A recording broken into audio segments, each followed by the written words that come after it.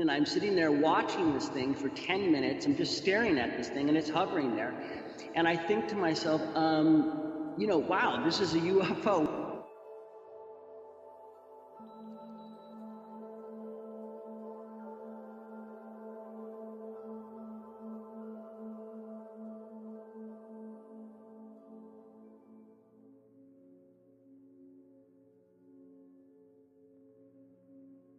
Hello everyone.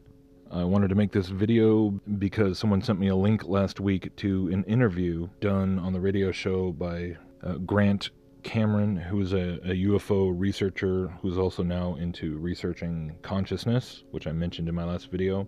Yet another example of a UFO researcher who eventually becomes involved in New Age philosophy and New Age research. So I did want to apologize for the audio quality of my previous video. I know a lot of you were complaining that it was difficult to hear, so I will try my best to rectify that going forward. Hopefully you can hear what I'm saying clearly enough. So basically I'm just going to play a segment. It's about a 50-minute long interview overall. I'm going to play about 10-15 minutes of it, somewhere in there. But I wanted to set the stage, so to speak, going into this. So it really is just to serve as a rather telling example, a very prime example, I would say, as to how the UFO narrative, this UFO deception that many of us have been talking about for quite some time, how it really does fit into this broader New Age spirituality and the New Age deception, and the concept of pantheism or panpsychism, monism, quantum mysticism. I mean, the whole 9 yards. It's all tied together. And so what we have here is we have the story of a guy who, he doesn't share his name, and supposedly he comes from a long-standing Hollywood family. So on the one hand, yes, with things like this, you have to take it with a grain of salt, and we can't 100% verify that this guy is who he says he is. But when you listen to the interview, I think you can just decide for yourself if it sounds legit or not. And the thing is that even if it was just a complete fabrication and it was all made up, then in the very least you still have to acknowledge that the message being pushed is the same New Age pantheistic message, that it's propaganda for that message either way. But this account starts with him talking about his first experience seeing a UFO over his house, and he does mention that he had seen a documentary by Stephen Greer the year before, and because of that, he then proceeded to adopt the methodology put forward by Greer in terms of using meditation and laser pens and things to summon the UFOs back again. And you see that he just develops a daily routine of engaging with these orbs and these objects. And then it just escalates to the point where at some point he has what can only be described as a transcendent experience, very much comparable to the same types of transcendent experiences that people who have done DMT or ayahuasca or using meditation or a variety of other altered states describe. This feeling of overwhelming love and peace and unity and just this inexpressible transcendent experience, and he actually calls it a download. And the information that is downloaded through this experience is, surprise, surprise, the message that everything is one, that everything is connected. And then he's eventually given a word by these entities. He actually gets to the point where he is essentially telepathically communicating these entities or praying to them, essentially, and he can see them at will. And then they lead him to the topic of biocentrism. And as he looks into the topic of biocentrism, he's led to reach out to the author of this book on the topic and eventually to make a documentary on this topic. And so all in all, you see how an engagement with this UFO phenomena, with just a minimum amount of the interpretive lens provided by Greer, in a very short amount of time takes somebody from having no belief in UFOs or the paranormal to being an advocate and being, essentially an evangelist for the core New Age message of pantheistic monism. So once again, we can see this is what the quote-unquote alien entities are preaching. This is their message. And I'm walking down my driveway, and I'm picking up the trash cans, and I'm turning around, I'm walking back. And as I'm walking back to the house up the driveway, I kind of casually look up in the sky, and I see above the house, maybe, couple 100 feet above the house, I see this thing that looks like a giant walnut sitting in the sky. It's got these pieces of metal that are coming off each side of it that are look like an X. So basically the body is like a walnut with a piece of metal on each side that's sort of in an X pattern. It's bigger than a helicopter. It's just hovering there in the sky. It's not making any sound. And, it's definitely not a plane. And I'm sitting there watching this thing for 10 minutes. I'm just staring at this thing and it's hovering there. And I think to myself, wow, this is a UFO. I'm having this realization. And as I have that realization, the thing lights up golden, like a really kind of a bright LED golden color where the entire body goes golden. And I had, I was just kind of total in shock and amazement. And as I'm saying, wow, UFO, sort of commenting in my head more and more, the thing starts to kind of do this pattern, where the entire body of it starts to literally do, if you're looking at a computer screen and you're typing in basically symbols, the entire thing goes from sort of, wait, let me back up for a second. So I'm looking at this thing before, and before I sort of realize, hey, that's a UFO, I'm looking at it, I'm seeing the sun shining off one side. So I see one side kind of glinting in the sun, which is like metal color. Other side is dark. So then after speeding forward, when I say, oh, it's a UFO, it lights up golden. And then as I have this more chatter in my head about what I'm seeing to myself, it starts doing these patterns, like these golden patterns where the entire craft starts to literally do kind of these weird symbols in golden bright color. So I'm watching this thing for literally 25, 30 minutes, having this kind of interaction, totally blown away, totally it's a surreal moment because you're sitting there, standing in front of your house in the middle of the day, blue skies, cars are driving down the street, and you're staring at a UFO in the sky. And so I had this experience and I saw it and I watched it for 25, 30 minutes and it all stayed in the same place. It didn't move, no sound. And, I kind of realized, oh my God, I got to get back to work, but I can't leave this moment. And then it slowly started to kind of drift away up into the sky. And that was basically the first moment of how this all started. So I rambled a little bit, but that's how it started. Prior to that, maybe a year before this happening, I had discovered the Stephen Greer documentaries, really absolutely love those. And then I think I saw the second one, or maybe that was the first one was a couple years. And then the second one came the year before this experience. And I saw that. And I was so blown away by these experiences of the film, and I remember I'd showed them to my family and they were like, I don't know. I think it's all fake, BS, whatever.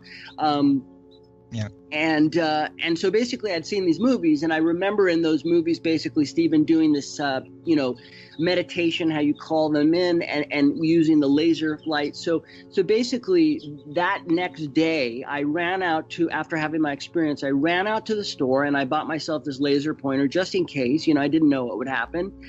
And so that following night, basically it's around 9 o'clock at night and I'm thinking, okay, I got to take out the trash. So I go outside, I take out the trash, and I think to myself, you know what, I'm going to try this basically to see what happens, do a little meditation, do the laser pointer. So I do that, and I do the meditation, and then I do the laser pointer in the sky, and then 5 or 10 minutes later, all of a sudden, bigger than a helicopter, I see this strobe light, maybe 500 feet above our house, this big strobe circle of light. It does 5 or 6 of these things. I'm screaming to my wife, get your butt out here, get out here, Danny, get out here. She comes running out. And she's walks out. She's like, what? I go, look up at the sky. And she looks up and this thing does 14 or 15 of these strobes. She's like, wait a minute.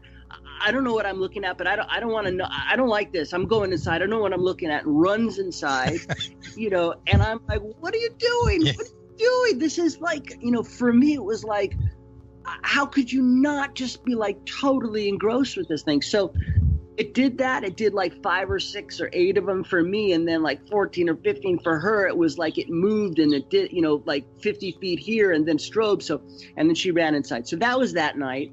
And so basically a long story short is, the following day, now I'm okay, I can't let this go, So the following day, that night around dusk, I do the meditation, I do the laser pointer, and it happens again. And I have these strobes, like, basically you'll, maybe 500 feet up, you see like a strobe of white light in a perfect circle, like a couple of them, then it moves and it does. So that kind of thing literally went on, Grant, every single night for a couple months. And then what happened is it started to move forward. It started to get more close and personal. And so what would happen is, I made a ritual every night, like around dusk, 6:30, 7 o'clock, I would do the meditation, do the laser, and I would have the strobes. And then what happened is a couple months into it is I would do the meditation, the strobe, and then I would see, instead of the strobe light, I would see maybe 1,000 feet up, like a dot of light fly across the entire horizon within 2 seconds. But then you would see something would pop out of the back of this thing, 1,000 feet up. It would be a little like orb, a golden orb, usually golden or white, would pop out of it. This thing would be 1,000 feet up. This golden orb would come flying all the way down from the sky. Literally, I'm standing in my driveway, looking at our house, looking above our roof. The thing would fly all the way down to maybe 2 or 3 feet above the roof, sit there, and I would be hit with this. You know what, Grant? You get hit with this emotion. It's like the most profound, loving feeling that you've ever felt in your life times a zillion. You get hit with this emotion. It's this loving feeling, but then in the emotion is information. And I'm not talking about technical information, how to build rocket ships or how to make 0-point energy or whatever. All those things are cool, but it was more like a total experience. It was like if you had a 4-hour conversation with somebody and it was the best conversation of your life and you digested that conversation, you felt uplifted and expanded. It was all of that in 2 or 3 seconds. The orb would come above the roof. I would stand there. I would look at it. I would be absolutely terrified, not from it, but because I had, imagine having an experience that you had zero reference to, that you could not look up on Google, that you could not replicate from any point in your life and history. It was a totally unknown object, a totally unknown experience. I didn't know if I was going to get eaten, taken away, the house was going to be, I didn't know what, like a laser or a torpedo sandwich in my back end. I didn't know. So I'm sitting there. And this thing, it flies down, and I'm watching this thing fly down from 1,000 feet. It's a golden orb. I'm thinking to myself, holy Jesus, this thing is coming to me to meet me. And I'm like excited, overwhelmed, and terrified, viscerally, like life or death. Lands there, and you get blasted with this feeling like the most profound cradle a baby feels from its mother, the first ever time it ever feels that, beyond that, and this information, this experience, like everything. And the experience for me was everything is connected. We are everything. There is no separation. Everything is alive. Everything is, moving in circles with us, connected. We are moving with the atmosphere, the planets, the waves, the wind is speaking to you, whispering sweetness in your ear, telling you, you're my soul, brother. You're my friend from a distant life. Everything, like these crazy kind of soul experiences that you're getting on a visceral level that you can't process with your brain, but your soul knows it and your body feels it and your body has wisdom and your body receives it and you get this experience. All happens in 2 or 3 seconds. And then what happens, Brent, it's sitting there above your roof and it slowly disappears and it's still there, but you can't see it anymore, but you can feel it. And so I had those experiences. Those happened a bunch of times for a couple of months. And also what they would do is, they would do that and then basically disappear. And then I thought, okay, it's over. And then I'd turn around to kind of walk, maybe around the house to go into the backside door. And I'd look up in the sky and literally 10 feet above, maybe 15, 20 feet above my head, from left to right, maybe, 20 feet across, 10 feet above my head, out of the nothingness, you'd hear this, and you'd see this white electric sparkle. Then you'd see this golden fireball the size of a baseball would literally come out of nothingness, shoot across the sky, 20 feet up, 10 or 15 feet across your point of view, into nothingness and disappear. And that was the way they said goodbye. That was like, hey, buddy, we love you. Here's another little bonus donut for you. And they'd show that, and they've done that multiple times. And so I know they do this as a way to say goodbye. And they also, if they can't show up where like it's a craft kind of thing, because for whatever reasons they have, they'll do this as a way to say hello. Like there have been many nights that I've been out there and haven't seen them. And then all of a sudden, guess what? There's a little crackle fireball, golden white fireball that flies across the roof. And I'm like, I knew you were there. So they do these things. They do these other things that I was experiencing, what I call Tinkerbell lights, basically, you know, Tinkerbell, the Disney Tinkerbell. So you know when you watch Tinkerbell, right? So you know when you're watching the Wonderful World of Disney, when the opening credits, and you see Tinkerbell fly across the screen, and all this little fairy dust kind of like pops. They have this thing where they do that too. So basically, you'll be standing out there in the middle of the night, nothingness, and all of a sudden you hear like, and you see these little sparkles of light and fairy dust kind of popping, like, you know, up in a line, and then like a little zigzag, and this little pops of fairy. I mean, it's crazy, but it happens, and it's real, and you're seeing this, and the only thing it looks like is I could compare it to is Tinkerbell. So that went on for, you know, I'm trying to condense this all because so much has happened. So that went on for months, and you know, in the first couple months, I'm driving through Malibu, and I'm coming back from the city back to our house, and I'm driving through a canyon. It's during the daytime. I'm like, okay, all right, give me something. I know you're real, but if you're really real, you know, give me something. I mean, I knew they were real, but I don't even know why I said I know you're real. But just I said, okay, if I know if you're real, give me something I don't know about that's concrete, that I have no idea about. So all of a sudden a word pops into my head, biocentric.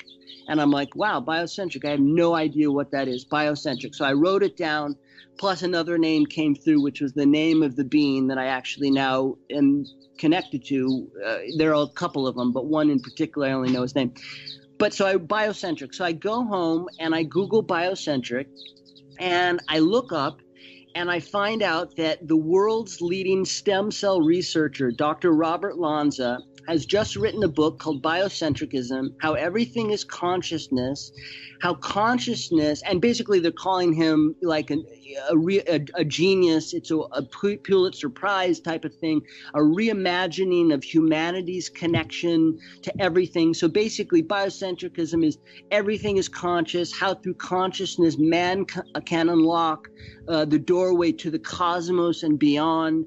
And so I was like, and then the definition of biocentric, the Wikipedia one, is even more specific to the experience, how man has no inherent right over anything else. Everything is alive and conscious. Everything has equal value. Everything has equal place at the table of choices, the cosmic choices, if you want to call that. You know, everything is entitled to pursue their way of life and not be infringed upon, and everything is consciousness and alive and connected, and you know, goes on. So basically I was so blown away by this, and some of the future messages that I got following that experience a couple of days later was like, they were like, look, we want you to make contact with Dr. Robert Lanza. We want you to do a documentary on biocentricism and consciousness in general.